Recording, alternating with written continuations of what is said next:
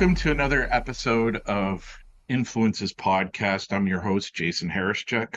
And today with me, we have DJDC, and he's from Toronto. He's a Stylus Award nominated Sonic Boom Award winning Remax Master DJ to Ontario's MPPs, several major franchises, five-star general of the A-Team sound crew, and CEO of DJDC Entertainment, which is, you can catch him at djdctoronto.com. And like he says, the proof is in the mix. DJDC, welcome to the program. Thank you for having me so much, Jason. I appreciate it. Yeah, so let's just start off because part of the reason I wanted to interview you is because of your name, DJDC. Like, Yeah. how'd you get that name? Are you an AC/DC fan or? I am an AC/DC fan, but that's not even where it comes from. Even though the logo would suggest otherwise, that the logo came actually within the last couple of years. The graphics designer was like, "I don't like your logo." Just threw this one at me, and I was like, "Done. That's my logo for life. I'm keeping that forever. I'm sorry, they can sue me. I'm keeping it forever." But I DJ, love the logo. yeah, I love the oh my logo. gosh, it's so good. Every Yeah. single color variation is just epic. So DJDC. Long story short, I started DJing in the 90s. That's where I learned from DJ Rock the House, the legendary Toronto DJ. Taught me personally, like from nothing, because before that, I was a rapper. Before that, I was a dancer, choreographer. So, but I always had music has always been a part of my life. So when I DJ'd back in the day, I was DJ AB. Literally, this went off my initials. So when I got back into DJing in about 2006, I went to my friends. I was like, okay, that AB stuff, that's super fly. I need a new DJ name. And my friend was like, you've got like 11 God kids. For some reason, people think I'm responsible. I don't know why. But they keep entrusting me with their children. So they're like, why don't you be DJ Don Corleone, the Godfather? And I'm like, okay, that sounds really super cool. Then I Googled it because that's what you have to do when you're going to establish a nom de presence or a nom de guerre. I I Googled it, DJ Don Corleone. There's like a million Don Corleones, DJ Don Corleones, and one of them is a producer for Sean Paul. Oh, wow. I was like, I am not stepping into those shoes. So I dropped the Don and I dropped the Corleone and I kept the DC. That's been the train. Oh, that's where it comes from. That is so clever. Okay, that's awesome. So in your bio, I mentioned this Stylus Award. Can you tell us what that is? So the Stylus DJ Awards are like the DJ equivalent of the Grammys. There's like a national award, sometimes international award, depending on whether or not they regionalize it. And in 2012, I was nominated for Remix of the Year. So basically, they opened the floor to submissions, and I submitted one of my remixes for their consideration.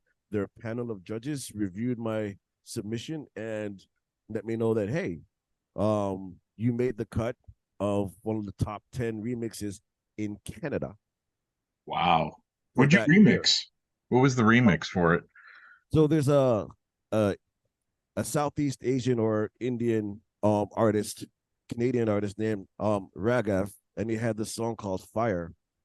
And I basically took the beat from that and slowed it down and brought in a singer and made a basically made a reggae remix of a dance track. That's so cool. Yeah, I just like completely turned the song on its head, and apparently, like it had the entire office just going. The That's hand what you pumping, want, man. the hand pumping, and like that's what they wrote me back. They're like, your remix lit up the entire office. It was undeniable to the point where I had forgotten that I submitted the song, because once you submit a song to the Stylus Awards for review, then you're allowed to campaign and have people vote for you. I didn't get any audience vote at all. My song made it to the final nominations just based on judges' consideration. Okay, wow. That's fantastic. Well, that's what you want too, right? You want I got a phone call from them because they kept calling me from like an out of town number, so I never answered because if I don't recognize the number, I don't answer. So finally, I'm like, okay, who's this telemarketer? Let me just tell them off.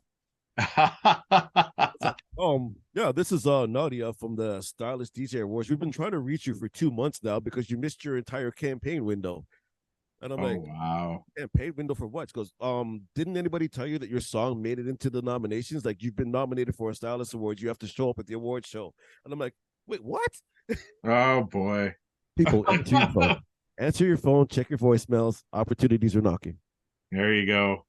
So, the other thing I thought was interesting because my other passion's politics.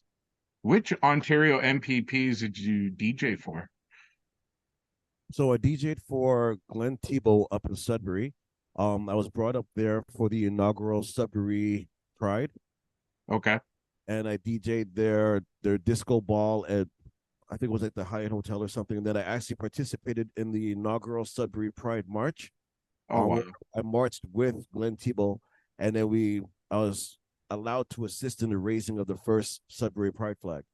That is fantastic. Congratulations for And that. then That's well thank you, done. appreciate it. And Yeah. then in Toronto, I DJ'd for Councillor Michael Thompson, and I've DJ'd for Olivia Chow, and I've DJ'd for, wait for it, Rob Ford.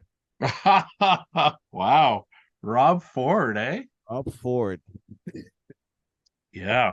Boy, I that's probably another show on how that gig went in itself.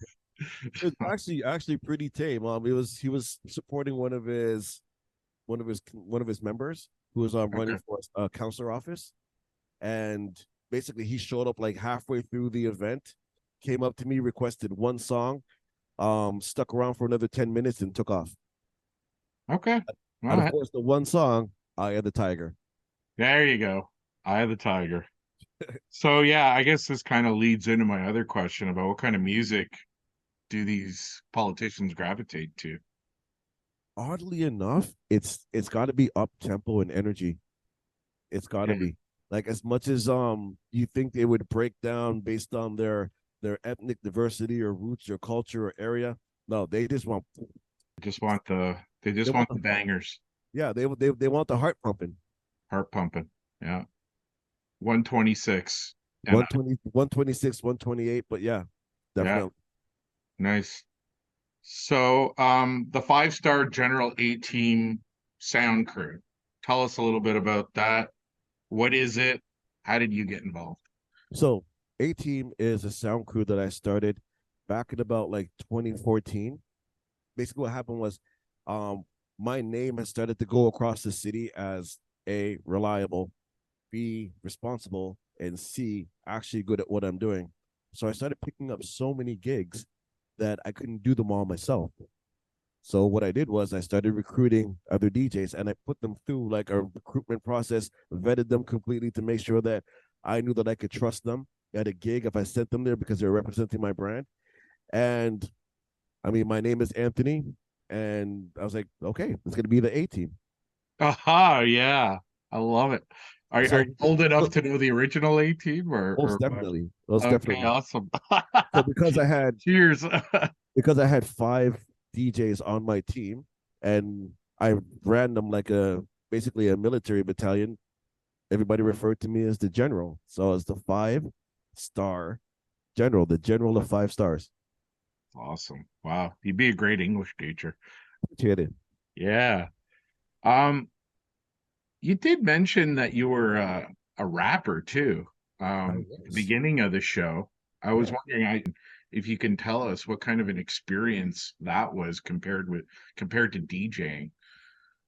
Well, long, long ago in a galaxy far, far away, Yeah.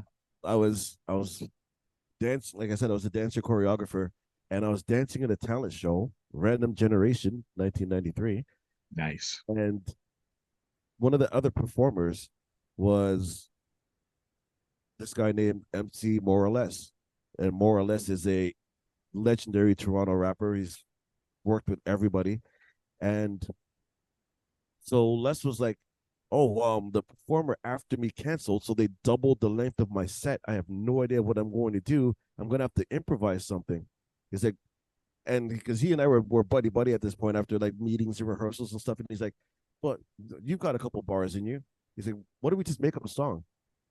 I'm like, "All right." So we literally freestyled a song, and then I extended my dance routine a little bit. I did backup dancing for him, and we formed a rap group that night. And actually, we were for a minute we were managed by Farley Flex. Oh, wow. Yeah, we were managed by Farley Flex, and we were like he was grooming us to basically work with Maestro and be part of the whole tour package. Wow. So, and that was one instance of the DJ career. The other instance of DJ career was about 2012. I was invited to join this band called DLV that had already been established, and they invited me to do a guest spot on one song. And that guest spot on the one song led to me being a permanent part of the band and contributing to half the album. And we actually went on Unbelievable. tour all across Ontario. We were in the Indie Week competition. We made it to the finals, rated one of the top 10 indie bands in the country for like 2012, 2013. And yeah, your boys got bars, basically. A great story. What song was it that you contributed to lead you to that?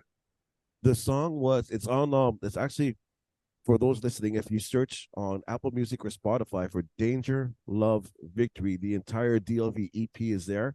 And the first song that I contributed on is called Save You.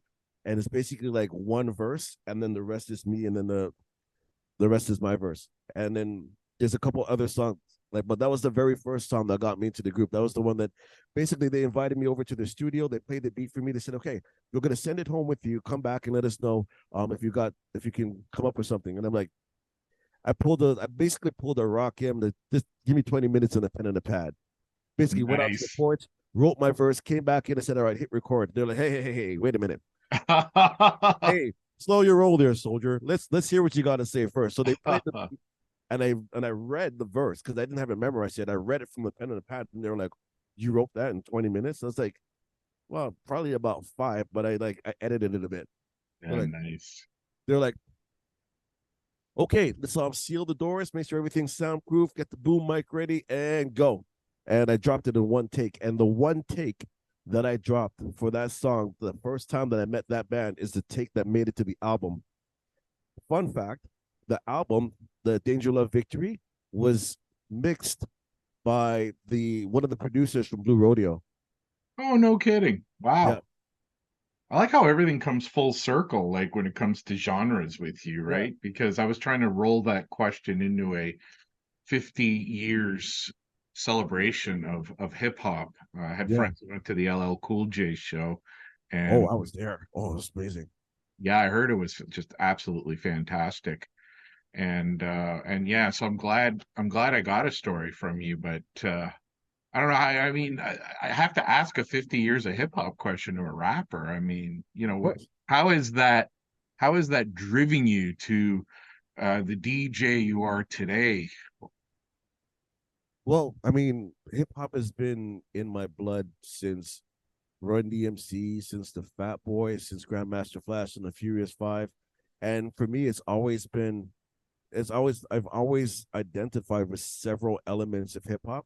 Like Yeah, I can't draw to save my life, so I've never done graffiti. I make a mean stick figure. That's about it. me That's too. about it. But when it comes to, but as I alluded to before, when it comes to dancing, rapping, and being a DJ, dialed in Yeah, all day, every day. yeah. Like I said, I was a dancer choreographer in high school, and then I became a rapper who ended up with EP, and then of course I started a DJ career on the side, and it turned into now something that pays my bills. Like DJing literally supports my lifestyle. Wow. Well, good for you. So I was just gonna segue into this question. You DJ a karaoke night in Toronto. Tell us about that and how is it different than just DJing parties at dance clubs? See, and this is the thing that I was the most reluctant karaoke host in the history of the industry. People Okay. have been I was because I fell in love with karaoke in 2008, and I love going out to karaoke because I'm a rapper, and not a lot of people rap at karaoke. So when you go up there and you spit bars and you do it properly, it's impressive. Absolutely. So, I made karaoke host friends just by being so standing out so much at karaoke, and they're like, you know what? You've got great stage presence. You've got great mic ability. You're likable. you know how to censor yourself, you know how to edit yourself, and you carry yourself professionally. Why don't you host karaoke? And I'm like, you're asking a seasoned veteran DJ to turn over control of the music to somebody else who's most likely not a professional for 4 minutes at a time. I was like, do you know how much you're like flying in the face of my OCD right now? It's like I got into DJing for the ability to manipulate music and have it right in the palm of my hand. Now to go and be like, okay, oh, Mr. Rookie Singer, you go ahead and give me your interpretation of Journey for the next 4 minutes. I'll just sit over here waiting for you to finish sipping my water. No, most reluctant host ever. And then somebody was like, okay, how about this? How about this? How about we make you a karaoke night that is just all hip hop all night long? Your own version of hip hop karaoke. I'm like, and we'll pay. I'm like, oh my God. Oh, wow. Fine, fine. I'll do this hip hop karaoke thing. So I started a hip hop karaoke show at this place called the Remix Lounge. It's now closed, but that's another story. But but what happened was people came out for the show and they're like, yeah, but I want to do Queen. I want to do In Excess. I want to do Tears for Fears. I want to sing Mariah Carey. I want to do Celine Dion. So hip hop karaoke morphed into open format karaoke. And once I went open format, like bar owners were like, huh? DJDC is hosting karaoke? And then my phone just started to blow up. Be like, hey, what are you doing on Thursday? What are you doing on Wow. Friday? What are you doing on Saturday? It's like because they know like I'm known in the city for knowing my music, like hardcore. Right. Right. Because I DJ every genre of music. I'm what they call a master class. Wow. So once it got around that a professional DJ on my caliber was hosting karaoke, so that everybody knew that the sound was going to be phenomenal because I'm crazy like that. Yep.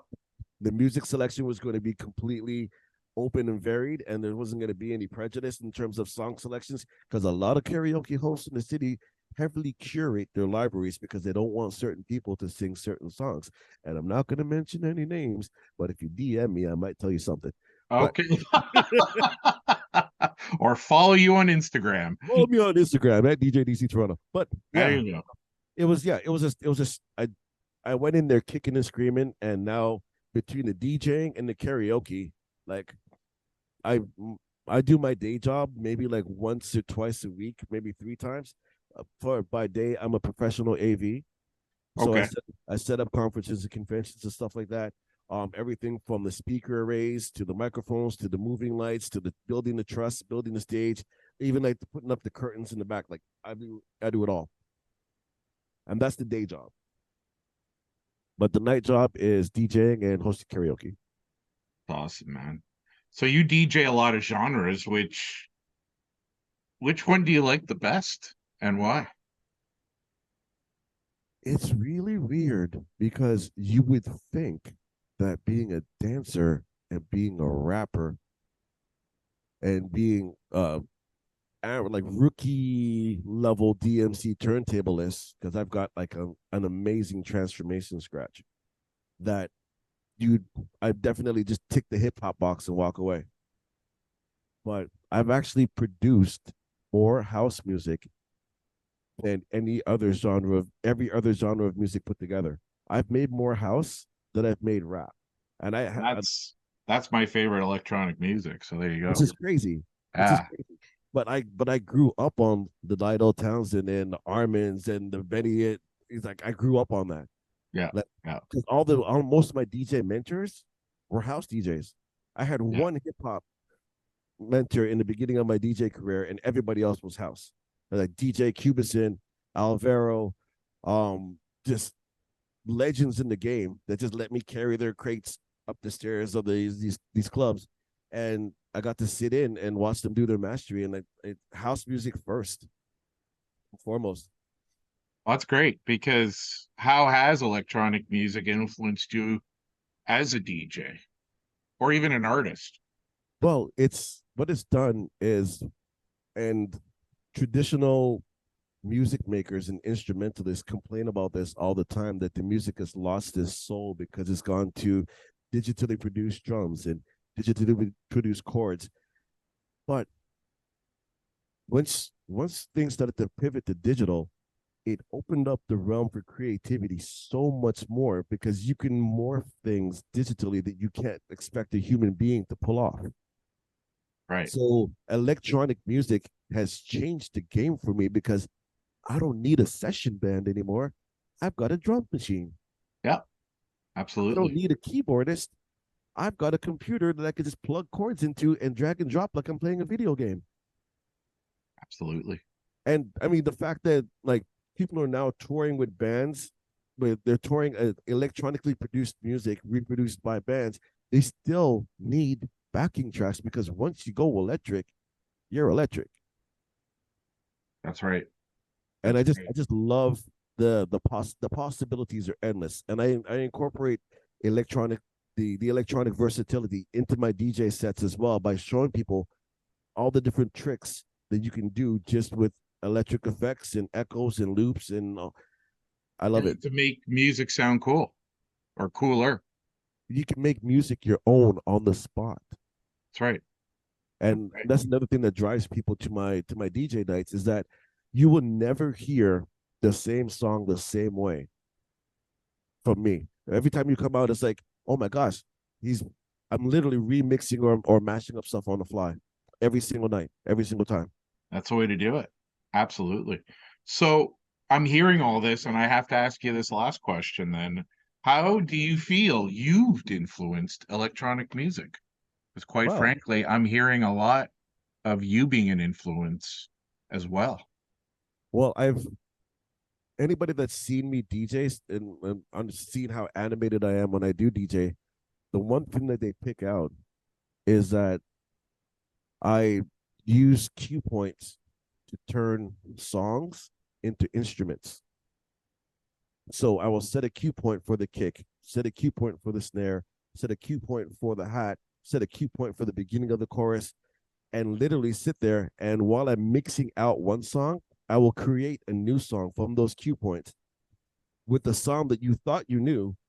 And then once I make the transition, then I hit the song that you know. You're like, wait a minute, all this time he was playing with that and he turned it into that? It's like mind blown. Yeah.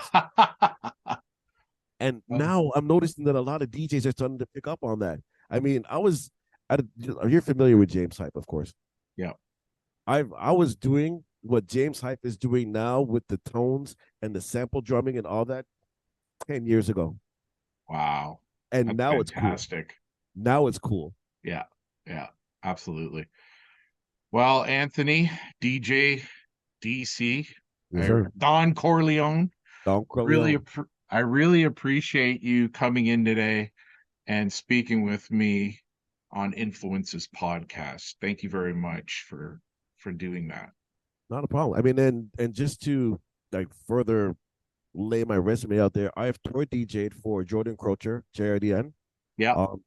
Tour DJ'd several times for Chaclair. Wow. And okay. I'm currently the stage manager for Socrates. Wow. Well, I'm glad you got that in there before I let you go because this is something people need to know about. And apparently Nelly Furtado just dropped a new album, so yay, Japan, let's go. All right.